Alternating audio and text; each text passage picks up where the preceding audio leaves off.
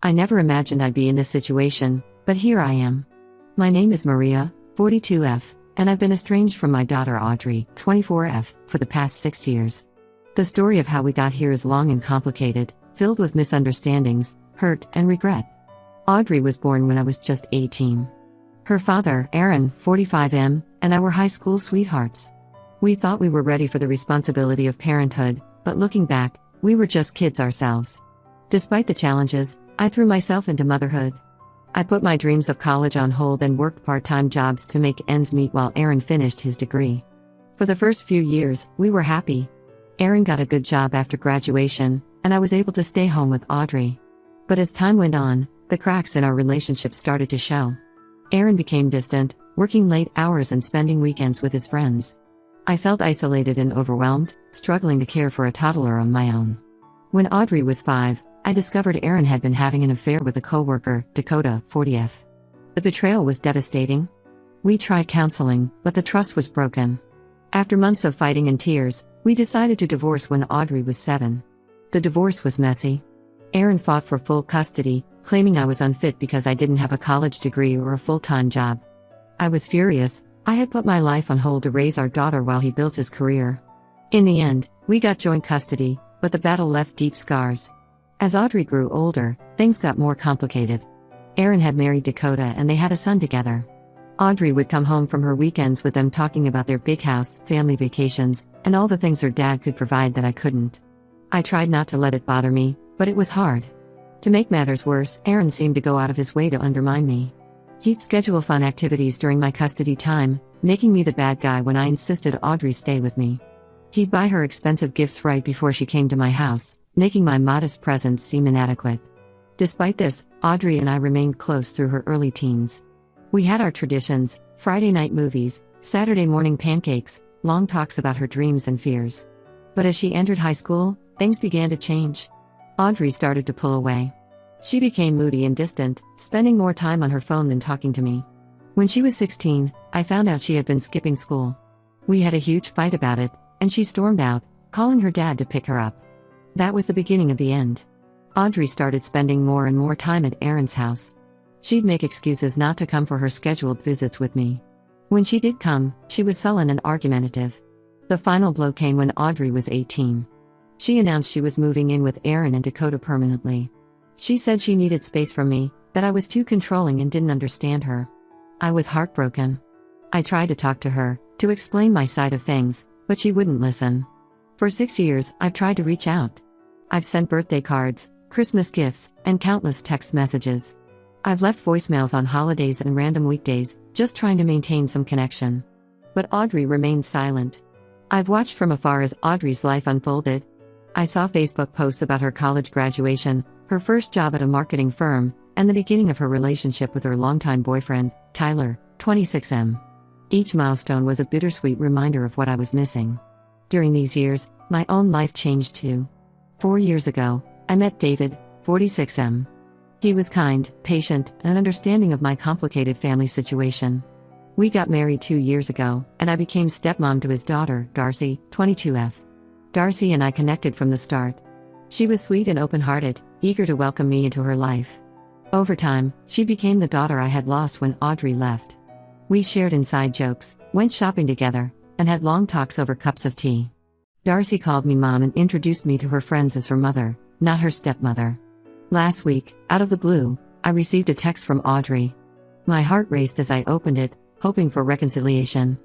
Instead, what I read left me feeling cold and angry. Audrey was asking for my grandmother's ring, a family heirloom that had been passed down for generations. She said she and Tyler were getting engaged, and she wanted to use it as her engagement ring. The ring in question is incredibly special to me. It belonged to my grandmother, who raised me after my parents died in a car accident when I was 8. My grandmother was my rock, the person who taught me about strength and resilience. She gave me the ring on her deathbed when I was 25, making me promise to keep it in the family and pass it on to someone who truly deserved it. For years, I had dreamed of giving the ring to Audrey when she got engaged. I imagined the moment, tears, hugs, the sharing of family stories. But that was before our estrangement. 3 years ago, when I realized Audrey might never come back into my life, I made a difficult decision. I gave the ring to Darcy when she got engaged to her longtime boyfriend, Mike. Darcy understood its significance and promised to treasure it. Seeing her face light up when I presented it to her made me feel like I had honored my grandmother's wishes. Now, faced with Audrey's sudden demand, I don't know what to do. Part of me wants to tell her about Darcy, to explain why I can't give her the ring. Another part of me is angry that she thinks she can waltz back into my life and claim a family heirloom after years of silence. I spent hours drafting a response, trying to find the right words. In the end, I simply wrote, "I'm sorry, Audrey, but I no longer have the ring. I hope you and Tyler are happy together." I hit send and waited, my stomach in knots. Audrey's response came quickly and it was explosive. She accused me of being selfish, of punishing her for choosing to live with her father. She demanded to know what happened to the ring, saying it was her birthright. I didn't respond. I couldn't find the words to explain everything, the years of pain, the difficult decisions, the new family I've built. Instead, I turned off my phone and cried, mourning the relationship I once had with my daughter and wondering if there's any hope of salvaging it now. As I sit here writing this, I'm torn between my past and my present, between the daughter I lost and the one I've gained. I love both Audrey and Darcy, but in such different ways. Audrey is my flesh and blood, the baby I carried and raised for 18 years. But Darcy is the one who's been there for me for the past 4 years, who's shown me love and respect when I needed it most. I keep thinking about my grandmother and wondering what she would say if she were here. Would she understand my decision to give the ring to Darcy? Or would she be disappointed that I didn't keep it for Audrey?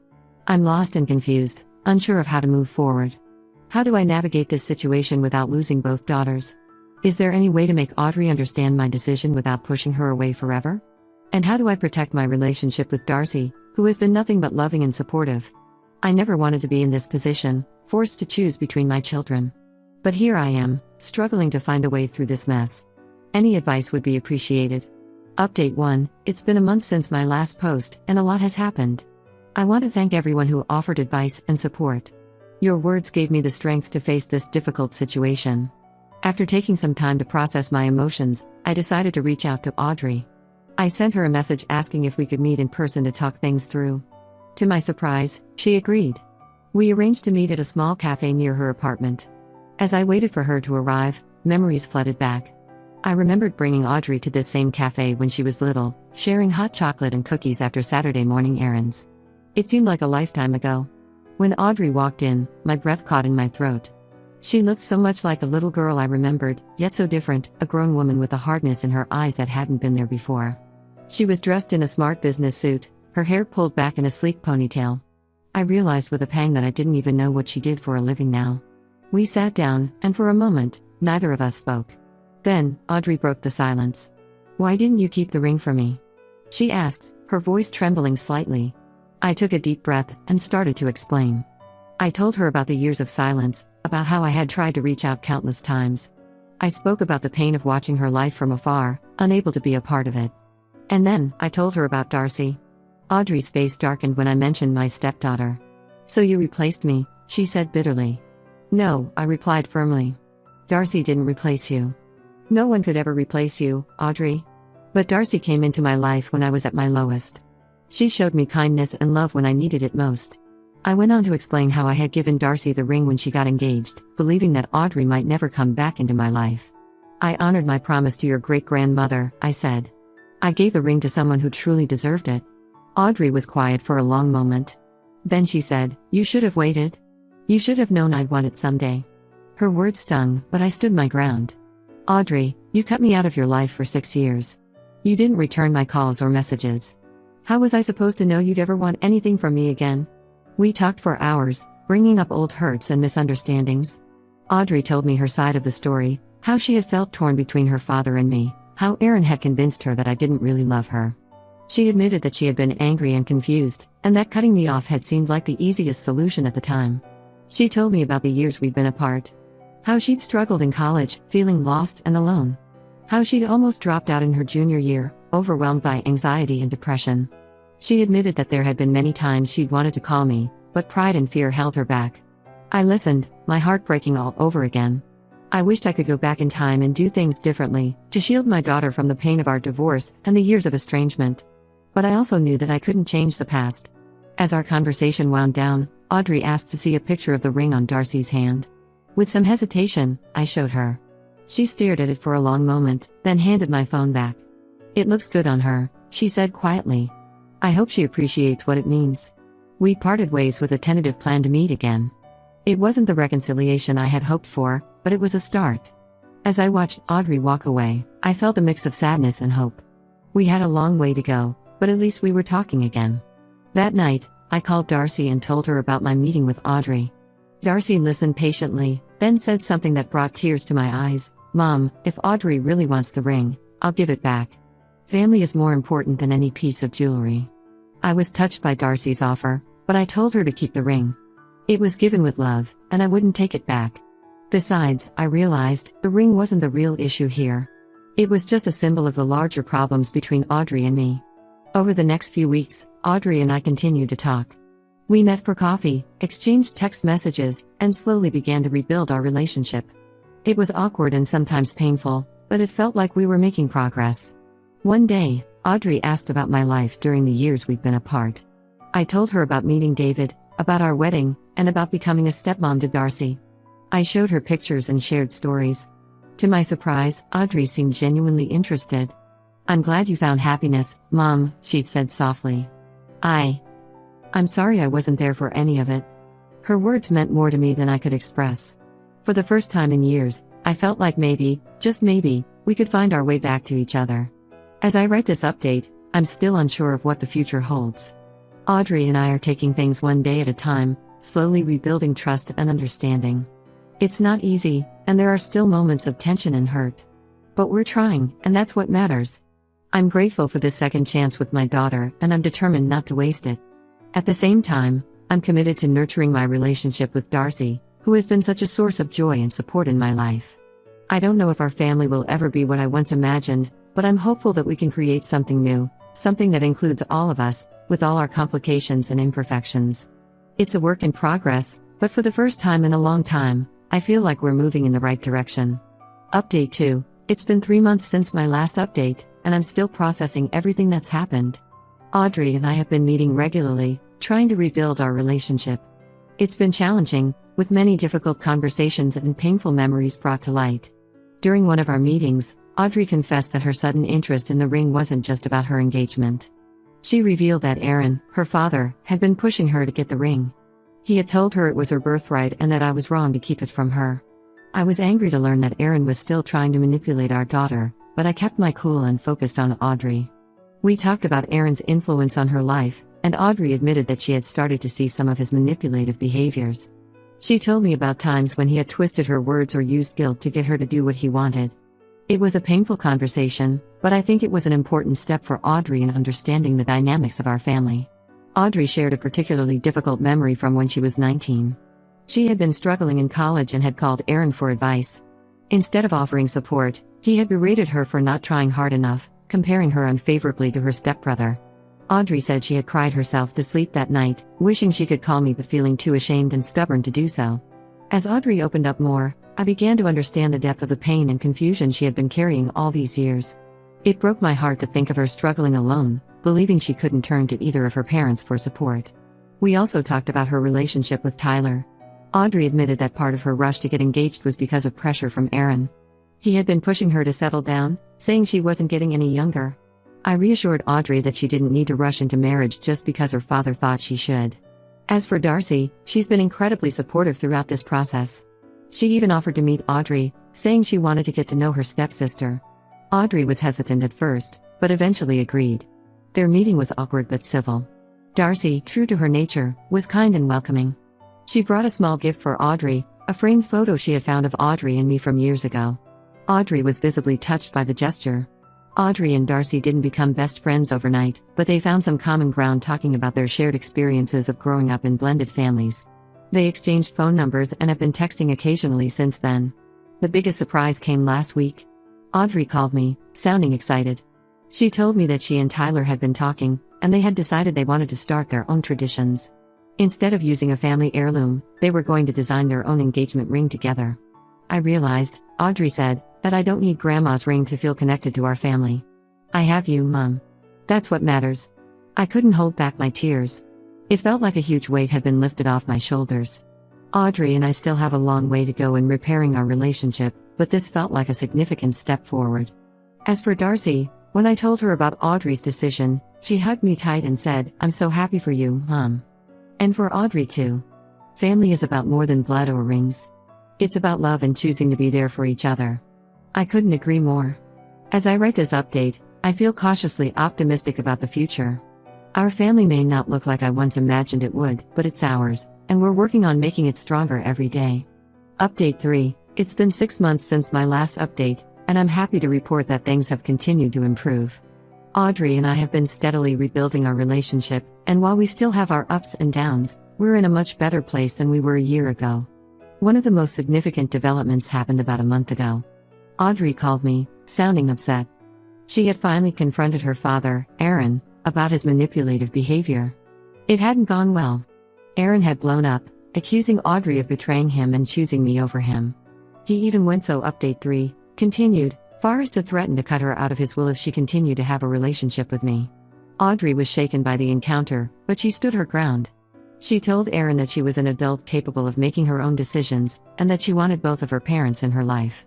Aaron didn't take it well and hasn't spoken to her since. I'm proud of Audrey for standing up to her father, but I also know how much it hurt her. We've spent a lot of time talking about it, and I've done my best to support her without badmouthing Aaron. It's a delicate balance, but I think it's important for Audrey to come to her own conclusions about her father's behavior. Audrey shared more details about her confrontation with Aaron. Apparently, he had made some disparaging remarks about me and about Audrey's decision to design her own engagement ring. He accused her of betraying family traditions and suggested that Tyler wasn't good enough for her if he couldn't provide a proper heirloom ring. Audrey said she finally snapped, telling Aaron that he had no right to judge her choices or her relationship. The fallout from this confrontation has been hard on Audrey. She's been seeing a therapist to work through her feelings about her father and our family history. I'm glad she's getting professional help to process everything. On a happier note, Audrey and Tyler's engagement party was last weekend. To my surprise and joy, Audrey asked if Darcy could come. She's family too, Audrey said when she invited her. Darcy was touched by the invitation and gladly accepted. The party was lovely, and it warmed my heart to see Audrey and Darcy chatting and laughing together. They're not best friends, but they're developing a genuine sisterly bond. At one point, I overheard Darcy complimenting Audrey's engagement ring, and Audrey proudly explaining how she and Tyler had designed it together. The ring they created is beautiful, a unique design that incorporates both of their birthstones. Audrey told me that designing it together had been a wonderful experience for her and Tyler. They had spent hours discussing what they wanted the ring to symbolize, and the final product truly reflected their relationship. As for me, I feel like I'm finally able to breathe easier. The weight of the estrangement that I've carried for so long is lifting. I know we still have work to do, but I'm no longer afraid of losing my daughter again. Audrey and I have started a new tradition of having dinner together every Sunday. Sometimes Darcy joins us, sometimes it's just the two of us. We're slowly rebuilding our bond, sharing stories about our lives and making new memories. Last Sunday, Audrey brought over some old photo albums she had found at Aaron's house. We spent hours looking through them, laughing at old hairstyles and reminiscing about family vacations. It was bittersweet, but it felt good to revisit those memories together. I've learned so much through this experience. About forgiveness, about the importance of communication, and about the true meaning of family. It's not always easy, and it's rarely perfect, but it's ours. And I wouldn't have it any other way. Audrey and Tyler's wedding is set for next spring. Audrey has asked both Darcy and me to help her with the planning. It feels surreal to be involved in this part of her life after missing so much, but I'm incredibly grateful for the opportunity. As I end this update, I want to thank everyone who has followed our story and offered support. Your kindness and advice have been a source of strength for me throughout this journey. To anyone out there struggling with family estrangement, I want to say, don't give up hope. It's never too late to try to heal old wounds and build new bridges. Our story isn't over. We still have challenges to face and hurts to heal. But we're facing them together now, and that makes all the difference.